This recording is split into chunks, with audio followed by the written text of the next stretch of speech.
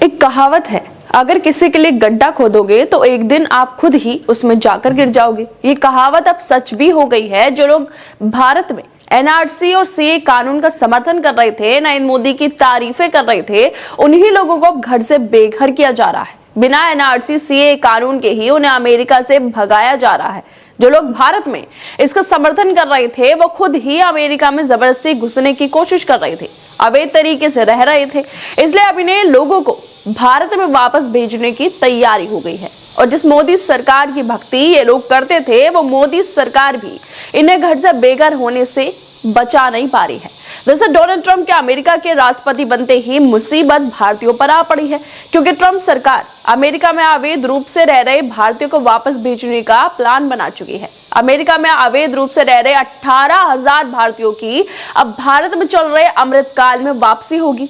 America website Bloomberg की report के मुताबिक इनके पास अमेरिका की नागरिकता नहीं है, वहां की नागरिकता हासिल करने के लिए सही दस्तावेज भी नहीं है। इसलिए अब इन्हें नरेंद्र मोदी के और बीजेपी के बनाए गए नए भारत में वापस भेजा जाएगा।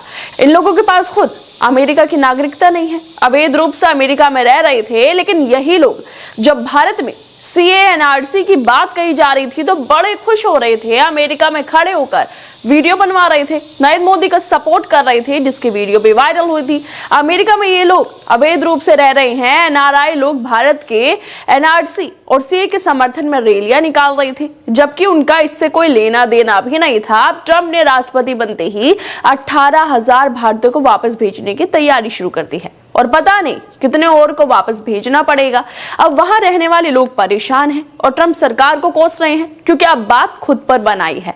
जब बात खुद पर आ गई है, जब बात खुद के बेघर होने की आ गई है, तो उनके साथ अन्याय हो रहा है।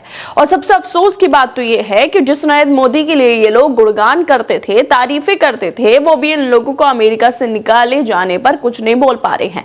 7 लाख से ज्यादा भारतीय अमेरिका में अवैध तरीके से रह रहे हैं। विदेश मंत्रालय की तरफ से कहा गया है कि ट्रंप सरकार अमेरिका में अवैध रूप से रह रहे भारतीयों को वापस भेजने का प्लान बना रही है, तो अवैध तरीके से रहने वाले भारतीयों को वापस लेने को तैयार है हम। बताओ, इन लोगों को अब वापस आना पड़ेगा। अमेरिका में बैठकर जो सीए एनआरसी का समर्थन कर रहे थे, उन्हें बिना सीए एनआरसी के ही भारत वापस भेजा जा रहा है। इस मामले को लेकर पत्रकार मुकेश कुमार लिखते हैं कि ये सब देशभक्त हैं, सब अपने देश की सेवा का समय अब आ चुका है इन लोगों के लिए। इन लोगों को चाहिए कि इससे पहले कि ट्रंप इनको लात मारकर भगाए, चैन से बांधकर मालवाहक विमानों में लाद कर पटके चुपचाप सामान बांधकर लौट आए।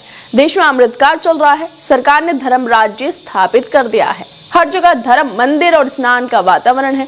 आरएसएस के भी 100 साल पूरे हो चुके हैं। ऐसे में आप अपनी मातृभूमि से दूर रह रहे हैं, ये अच्छी बात नहीं है।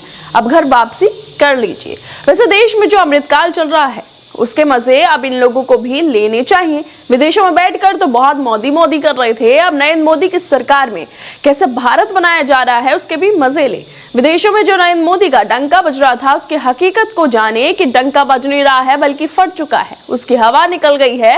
नरेंद्र मोदी जिसको जिगरी बताते थे, ट्रंप माय डियर फ्रेंड करते रहते थे, अब इन्हीं ट्रंप ने अपने डियर फ्रेंड को ऐसा झटका दिया है कि नरेंद्र मोदी कुछ बोल नहीं पा रहे हैं। बस ट्रंप ने जैसा बोल दिया उसी में हाँ मिला रहे हैं। लेकिन अब देखना यह होगा कि नरेंद्र मोदी के लिए ढोल पीटने वाले लोगों को भारत में आकर क्या मिलेगा, कि इन्हें कोई अच्छी नौकरी मिल पाएगी, या 80 करोड़ लोगों की तरह ये भी लाइन में खड़े होकर राशन का इंतजार करेंगे। खैर दोस्तों, आप लोगों को क्या लगता है इस वीडियो को लेकर? हमें अपनी राय जरूर दें और बाकी तमाम खबरों को देखने के लिए जुड़े रहिए हमारे साथ।